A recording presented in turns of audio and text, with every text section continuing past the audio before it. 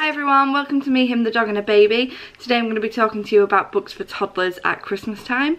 Last year we did Erin a book advent calendar, and to be honest she was only nearly one and it was a waste of time. She couldn't even open the presents herself. She tried to eat most of the books and I think she maybe tried to read about one or two of them, so that was a little bit of a waste last year, but we've repurposed all of the books. They don't ever go to waste really, and so this year we've brought most of them back downstairs. They're in her little bookcase in the living room, and she loves books, so we do quite a lot of reading anyway. I used to be a book blogger, so that's always going to be passed on to Erin. But it's hard to think of books to buy for toddlers or presents to buy for toddlers at this time of the year, because you want to buy them something different. And there are a lot of books out there, so it's hard to know which ones are the best for this age group. Last year I bought books that were a little bit too old for Erin, to be honest, and she could have done with more board books, so I thought this would be a great little video. So we'll start off with Maisie's Christmas presents. She does like the Maisie books. We've got a couple of different ones, like Maisie Goes to London, which we took with us the first time we ever took Erin to London. Again, I think she tried to eat the book at the time. But this book is a board book, but it's also got things to do inside, and it's really nice and colourful. So some pages don't have anything and they are just story, but then there's other pages like this one which have got pop-ups and flaps and little bits to do. See, she's already ruined one there. Erin loves anything with a pop-up. They do tend to get ruined quite easily though, so they might not last as long as you'd hope if you've got a toddler that likes to eat books like mine. But the great thing about the Maisie books is they're full of animals, and Erin loves animals. She can say the noises for most of them now. We play a little game with a crocodile, and that's one of the good things about these books, is that she can go through them. She might not understand the story, but there's lots for her to do, and there's things that she recognises in there as well. We've also got Dear Santa. This one's by Rod Campbell. This one I just bought from Amazon last year because it came up as a recommendation because I bought something else, so I didn't know too much about it. But then this one as well has got tiny little flaps,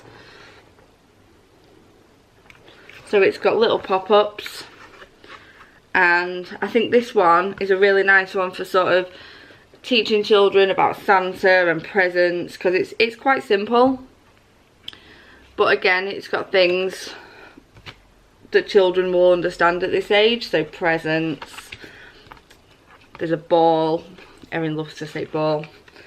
Again, some more presents with finger paints. There's not that many words in it, so attention span probably won't be an issue here. It's got a cat with a nice fluffy bit there, and it's really short. I find one of the things with books is that Erin really can lose interest very quickly if it's one that she doesn't like, so the shorter the better really. We've also got a couple of the That's Not My books from Usborne, and these are massive favourites in our house. Erin's got maybe 6 or 7 of the normal books, and then we've got 3 for Christmas. We've also got 1 for Halloween, which she loved this year, so I hope they bring out a different one next year maybe. And for these we've got That's Not My Reindeer, That's Not My Sansa, and That's Not My Snowman. So these, if you haven't seen them before, they've got different bits that you can feel, different textures all throughout, and you go through the whole book with different things for the child to do. And Erin can spend ages doing these, and she really likes the scratchy ones, so these keep her occupied for quite a while. There are more Christmas books of this type than I've shown you. I can't remember which ones the other ones are, but there are quite a few more for Christmas. They're about £7 each though, so they're not cheap. I managed to get mine on 3 for £2 from Waterstones last year, but there are always people like on Facebook and Facebook selling these kind of things. So it's always worth looking out on your local selling sites to see if you can get a bargain with them, because otherwise they will cost you a fortune. And one of our other favourite books that we're reading this year is Busy Christmas. And this one, it's not a pop-up book, but it's a movement book. So instead of the pop-ups, you've got little bits that you can move back and forth, and little scenes throughout. So again, this is something that Erin really loves doing.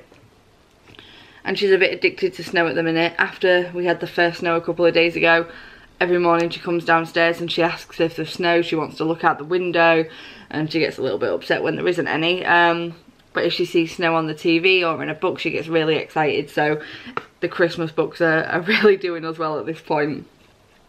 But as you can see, there's all different kinds of scenes there. There's not only movement bits, but you can twist some of them around there. So there's a bit of all sorts there to do. And this one has got all different little bits in it, like a nativity scene.